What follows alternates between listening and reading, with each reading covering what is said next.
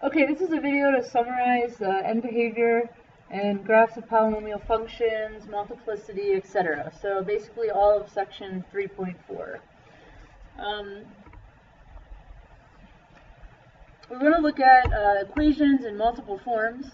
So for example, if I had the equation negative 1/2 x squared minus 3x to the fourth plus 7x. This is a polynomial, and the degree is 4 because it's the highest power. So this is in standard form because it's not factored. So this is in standard form, and the degree is the highest power, and the leading coefficient is -3. So with the leading coefficient being negative and the degree being even, then we're looking at an end behavior that is both down. And remember how end behavior works. If you have trouble remembering it, you can think of your graphs, your original graphs of x squared, negative x squared, x cubed, and negative x cubed. Okay? Now, so x squared is an even degree with a positive leading coefficient, so that's both up, both ends are up. And this is a negative leading coefficient and an even degree. Odd degree, positive leading coefficient, odd degree, negative leading coefficient. So if you have trouble remembering end behavior, then these 4 graphs will certainly help you with that.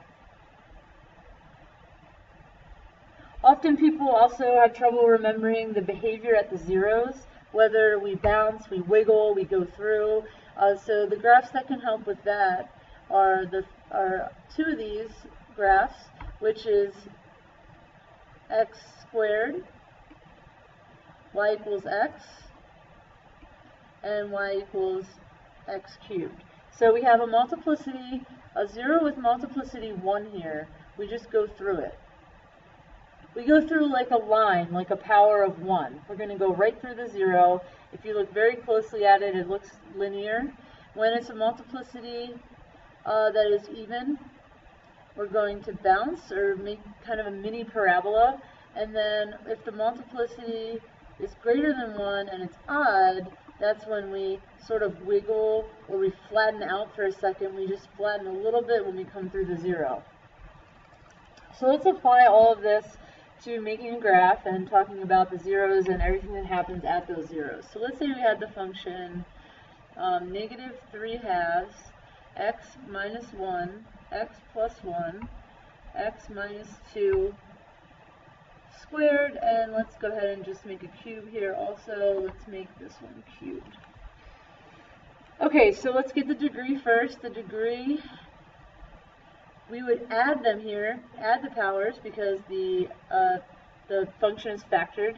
So we have 1 plus 3 plus 2 plus 1. So that's a degree of 7. The leading coefficient is negative 3/2, which makes my end behavior odd and negative. So I'll be down to the right and up to the left. So I have quite a few zeros here. My zeros are 1, -1, 2, and -2. And their corresponding multiplicities are the powers on the zeros. So we have 1, 3, 2, and 1. So that means that I will wiggle through -1, that I will bounce at 2, and at 1 and -2, I'll go straight through. So let's take a look at the y-intercept, which we also need. We will plug 0 in for all the x's, so I get -1, 1 cubed, -2 squared, and 2. So this will be -3/2 times -1 times +4 times 2. So that's -8. So this gives me a y-intercept of 12.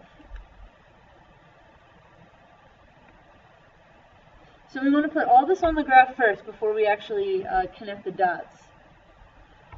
So this is not going to be drawn to scale. I won't use the graph paper here. But let's say that this is the y-intercept of 12. I have zeros at 1, -1, 2, and -2. And I also want to put my end behavior on the graph so I have a starting point. Okay, so pick an arrow to start with. Let's say you start down here. So let's look at 2. We bounce. So we're going to touch this 0 and then return back down to where we came from. Then I have 1. That's a go through. So at some point I turn around and I go through 1. I need to make sure that I head over and touch the y-intercept. Come down to -1. This is a wiggle. So you want to just flatten a little bit and then come through.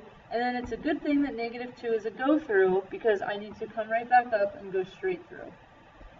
So if you isolate these zeros, you can see that at 2, it does look like a little parabola, and that had a multiplicity of 2.